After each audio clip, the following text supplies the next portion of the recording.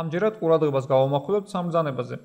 ესენია cut, copy და paste, ანუ ამოჭრა, კოპირება და ჩასმა, ან ჩაწევება. მათი გამოყენებით შეგვიძლია გადავაადგილოთ ტექსტი დოკუმენტში, ან დავაკოპიროთ იგი, ანუ გავაორმაგოთ, გავაკეთოთ დუბლიკაცია. ოპერაციის ჩატარებამდე აუცილებელია მოვნიშნოთ ტექსტი. ამ შემთხვევაში მოდით გადავიტანოთ მე-4 პუნქტი თუ მე-4 წინადადება, რასაც დავარქვევთ მე-3-ის წინ. ამისათვის საჭიროა ჯერ მოვნიშნოთ ეს წინადადება, ხოლო შემდეგ შეგვიძლია მოვიქცეთ სამნაირად. დავაჭიროთ copy ღილაკს, ან დავაჭიროთ კლავიატურაზე Ctrl და X ღილაკს ერთდროულად, ან მივიყვანოთ მონიშნულ ტექსტთან მაუსი და დავაჭიროთ მარჯვენა ღილაკზე. შემდეგ ავირჩიოთ cut-ი. ტექსტი ამოიჭრება და შეინახება Windows-ის clipboard-ში.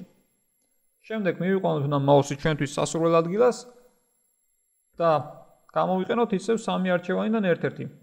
დავაჭიროთ paste ღილაკს აქ, დავაჭიროთ კლავიატურაზე Ctrl და V-ს ერთდროულად, ან მივიყვანოთ მაუსს სასურველ ადგილას, დავაჭიროთ მარჯვენა ღილაკს და მოვირჩიოთ ჩასასმელი ვარიანტებიდან ერთ-ერთი.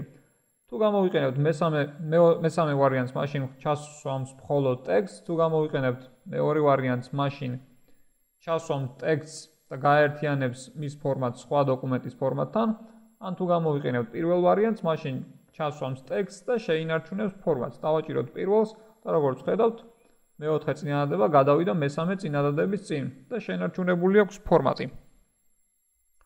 შეგვიძლია გავაორმაგოთ ეს მე-4 წინადადება, ანუ დავაკოპიროთ იგი. ამისათვის მოვნიშნოთ უნდა იგი და ისევე როგორც წინათ, დავაჭიროთ copy ღილაკს აქ, ან კლავიატურაზე დავაჭიროთ Ctrl და C-ს ერთდროულად, ან მე-3 ვარიანტია, დავაჭიროთ მაუსის მარჯვენა ღილაკს მონიშნულ ტექსტზე და ამოვირჩიოთ copy ბრძანება. ამ შემთხვევაში აკოპირდება იგი, შემდეგ მივიყვანოთ მაუსი უნდა ჩვენთვის სასურველ ადგილას, ანუ სადაც გვინდა რომ ჩავსვათ ეს დაკოპირებული მე-4 წინადადება და მოვიქცეთ ისე როგორც ამის წინ. გამოვიყენოთ paste ღილაკი, დავაჭიროთ Ctrl V-ს, ან დავაჭიროთ მაუსის მარჯვენა ღილაკს, სადაც გამოვიძახებთ მენიუს და აქ დავაჭერთ paste-ს. ამჟამად უკვე გვაქვს გაორმაგებული მე-4 წინადადება. შეგვიძლია ეს ოპერაცია ისევ გავიმეოროთ.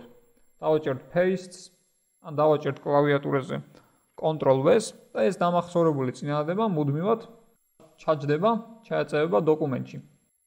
ეს დაკოპირებული ტექსტი დამახსოვრებულია Windows-ის clipboard-ში. Windows-ის clipboard-ში შეიძლება დამახსოვრებული იყოს მხოლოდ ერთი რამ. იმ შემთხვევისთვის თუ გვინდა დავამახსოვრებიოთ ერთზე მეტი ტექსტის მონაკვეთი და არა მარტო ტექსტის მონაკვეთი, შეიძლება clipboard-ში მოხვდნენ სურათებიც, გრაფიკები და ასე შემდეგ, უნდა გამოვიყენოთ თვითონ Word-ის clipboard-ი. აქვეა, დავაჭიროთ ღილაკს და როგორც ხედავთ, ბოლოს ამორჩეული ჩვენი ტექსტი არის დამახსოვრებული. გავასუფთავოთ იგი ჯერ და შემდეგ ამოვირჩიოთ სხვადასხვა ტექსტი და გადმოვიტანოთ იგი clipboard-ში. ამისათვის უნდა მოვნიშნოთ იგი და დავაჭიროთ copy-ს. დაემატა როგორც ხედავთ. შეგვიძლია ამოვჭრათ cut-ი. ეს იგივე ტექსტი იყო, ამიტომ არ დაემატა. ამოვჭრათ სხვა ტექსტი. როგორც ჩანს, დაემატა ის.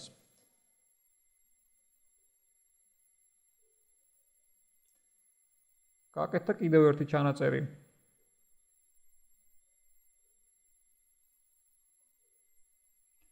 და ასე შემდეგ. კარგი, მუხლი 6.